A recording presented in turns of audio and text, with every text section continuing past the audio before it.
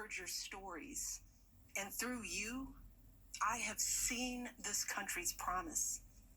And thanks to so many who came before me, thanks to their toil and sweat and blood, I've been able to live that promise myself. That's the story of America. All those folks who sacrificed and overcame so much in their own times because they wanted something more, something better for their kids. There's a lot of beauty in that story. There's a lot of pain in it too. A lot of struggle and injustice and work left to do. And who we choose as our president in this election will determine whether or not we honor that struggle and chip away at that injustice and keep alive the very possibility of finishing that work. I am one of a handful of people living today who have seen firsthand the immense weight and awesome power of the presidency. And let me once again tell you this: the job is hard. It requires clear-headed judgment, a mastery of complex and competing issues, a devotion to facts and history, a moral compass, and an ability to listen, and an abiding belief that each of the 330 million lives in this country has meaning and worth. A president's words have the power to move markets. They can start wars or broker peace. They can summon our better angels or awaken our worst instincts. You simply cannot fake your way through this job. As I've said before, being president doesn't change who you are. It reveals who you are. Well, a presidential election can reveal who we are too. And 4 years ago, too many people chose to believe that their votes didn't matter. Maybe they were fed up. Maybe they thought the outcome wouldn't be close. Maybe the barriers felt too steep, whatever the reason. In the end, those choices sent someone to the Oval Office who lost the national popular vote by nearly 3 million votes. In one of the states that determined the outcome, the winning margin averaged out to just 2 votes per precinct. 2 votes. And we've all been living with the consequences. When my husband left office with Joe Biden at his side, we had a record-breaking stretch of job creation. We'd secured the right to health care for 20 million people. We were respected around the world, rallying our allies to confront climate change. And our leaders had worked hand in hand with scientists to help prevent an Ebola outbreak from becoming a global pandemic. 4 years later, the state of this nation is very different. More than 150,000 people have died, and our economy is in shambles because of a virus that this president downplayed for too long. It has left millions of people jobless. Too many have lost their health care. Too many are struggling to take care of basic necessities like food and rent. Too many communities have been left in the lurch to grapple with whether and how to open our schools safely. Internationally, we've turned our back, not just on agreements forged by my husband, but on alliances championed by presidents like Reagan and Eisenhower. And here at home, as George Floyd, Breonna Taylor, and a never-ending list of innocent people of color continue to be murdered, stating the simple fact that a Black Life Matters is still met with derision from the nation's highest office. Because whenever we look to this White House for some leadership or consolation or any semblance of steadiness, what we get instead is chaos, division, and a total and utter lack of empathy. empathy. That's something I've been thinking a lot about lately. The ability to walk in someone else's shoes. The recognition that someone else's experience has value too. Most of us practice this without a second thought. If we see someone suffering or struggling, we don't stand in judgment, we reach out. Because there, but for the grace of God, go I. It is not a hard concept to grasp. It's what we teach our children. And like so many of you, Barack and I have tried our best to instill in our girls a strong moral foundation to carry forward the values that our parents and grandparents poured into us. But right now, kids in this country are seeing what happens when we stop requiring empathy of one another. They're looking around wondering if we've been lying to them this whole time about who we are and what we truly value. They see people shouting in grocery stores, unwilling to wear a mask to keep us all safe.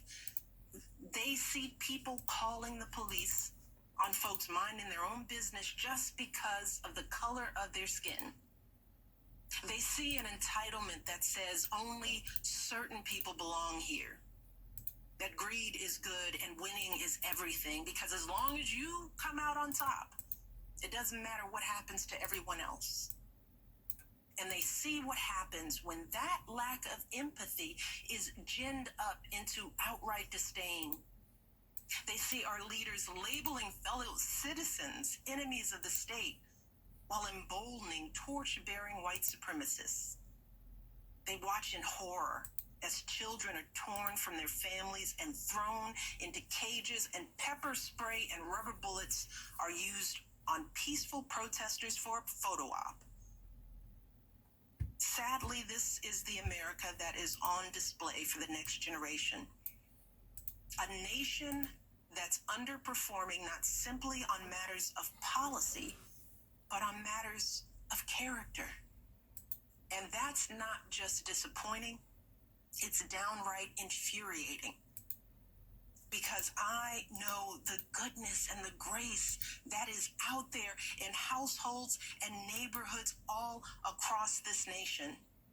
And I know that regardless of our race, age, religion, or politics, when we close out the noise and the fear and truly open our hearts, we know that what's going on in this country is just not right. This is not who we want to be. So what do we do now? What's our strategy? Over the past 4 years, a lot of people have asked me, when others are going so low, does going high still really work? My answer, going high is the only thing that works. Because when we go low, when we use those same tactics of degrading and dehumanizing others, we just become part of the ugly noise that's drowning out everything else. We degrade ourselves. We degrade the very causes for which we fight. But let's be clear. Going high does not mean putting on a smile and saying nice things when confronted by viciousness and cruelty. Going high means taking the harder path. It means scraping and clawing our way to that mountaintop. Going high means standing fierce against hatred while remembering that we are one nation under God. And if we want to survive, we've got to find a way to live together and work together across our differences.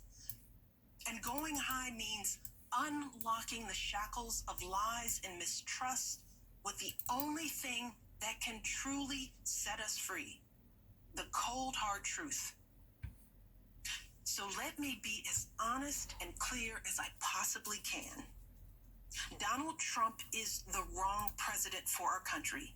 He has had more than enough time to prove that he can do the job, but he is clearly in over his head. He cannot meet this moment. He simply cannot be who we need him to be for us. It is what it is. Now, I understand that my message won't be heard by some people.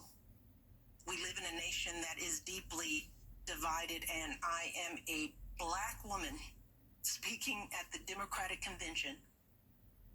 But enough of you know me by now. You know that I tell you exactly what I'm feeling. You know I hate politics. But you also know that I care about this nation. You know how much I care about all of our children. So if you take one thing from my words tonight, it is this. If you think things cannot possibly get worse, trust me, they can and they will if we don't make a change in this election. If we have any hope of ending this chaos, we have got to vote for Joe Biden like our lives depend on it. I know Joe. He is a profoundly decent man, guided by faith. He was a terrific vice president. He knows what it takes to rescue an economy, beat back a pandemic, and lead our country. And he listens. He will tell the truth and trust science. He will make smart plans and manage a good team. And he will govern as someone who's lived a life that the rest of us can recognize. When he was a kid, Joe's father lost his job. When he was a young senator, Joe lost his wife and his baby daughter. And when he was vice president, he lost his beloved son. So Joe knows the anguish of sitting at a table with an empty chair, which is why he gives his time so freely to grieving parents. Joe knows what it's like to struggle, which is why he gives his personal phone number to kids overcoming a stutter of their own. His life is a testament to getting back up. And he is going to channel that same grit and passion to pick us all up, to help us heal and guide us forward. Now, Joe is not perfect, and he'd be the first to tell you that. But there is no perfect candidate, no perfect president, and his ability to learn and grow, we find in that the kind of humility and maturity that so many of us yearn for right now. Because Joe Biden has served this nation his entire life without ever losing sight of who he is. But more than that, he has never lost sight of who we are, all of us. Joe Biden wants all of our kids to go to a good school, see a doctor when they're sick, live on a healthy planet. And he's got plans to make all of that happen. Joe Biden wants all of our kids, no matter what they look like, to be able to walk out the door without worrying about being harassed or arrested or killed. He wants all of our kids to be able to go to a movie or a math class without being afraid of getting shot. He wants all our kids to grow up with leaders who won't just serve themselves and their wealthy peers, but will provide a safety net for people facing hard times. And if we want a chance to pursue any of these goals, any of these most basic requirements for a functioning society, we have to vote for Joe Biden in numbers that cannot be ignored. Because right now, folks who know they cannot win fair and square at the ballot box are doing everything they can to stop us from voting. They're closing down polling places in minority neighborhoods. They're purging voter rolls. They're sending people out to intimidate voters, and they're lying about the security of our ballots. These tactics are not new. But this is not the time to withhold our votes in protest or play games with candidates who have no chance of winning. We have got to vote like we did in 2008 and 2012. We've got to show up with the same level of passion and hope for Joe Biden. We've got to vote early, in person if we can. We've got to request our mail-in ballots right now, tonight, and send them back immediately. and follow up to make sure they're received, and then make sure our friends and families do the same. We have got to grab our comfortable shoes, put on our masks, pack a brown bag dinner, and maybe breakfast too, because we've got to be willing to stand in line all night if we have to. Look, we have already sacrificed so much this year. So many of you are already going that extra mile. Even when you're exhausted, you're mustering up unimaginable courage to put on those scrubs and give our loved ones a fighting chance. Even when you're anxious, you're delivering those packages, stocking those shelves, and doing all that essential work so that all of us can keep moving forward. Even when it all feels so overwhelming, working parents are somehow piecing it all together without childcare. Teachers are getting creative so that our kids can still learn and grow. Our young people are desperately fighting to pursue their dreams. And when the horrors of systemic racism shook our country and our consciences, millions of Americans of every age, every background rose up to march for each other, crying out for justice and progress. This is who we still are.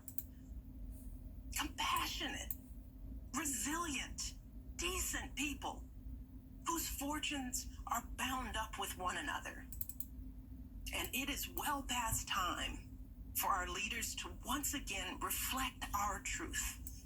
So, it is up to us to add our voices and our votes to the chorus of history, echoing heroes like John Lewis, who said, "When you see something that is not right, you must say something. You must do something." That is the truest form of empathy. Not just feeling, but doing. Not just for ourselves or our kids, but for everyone. For all our kids. And if we want to keep the possibility of progress alive in our time, if we want to be able to look our children in the eye after this election, we have got to reassert our place in American history.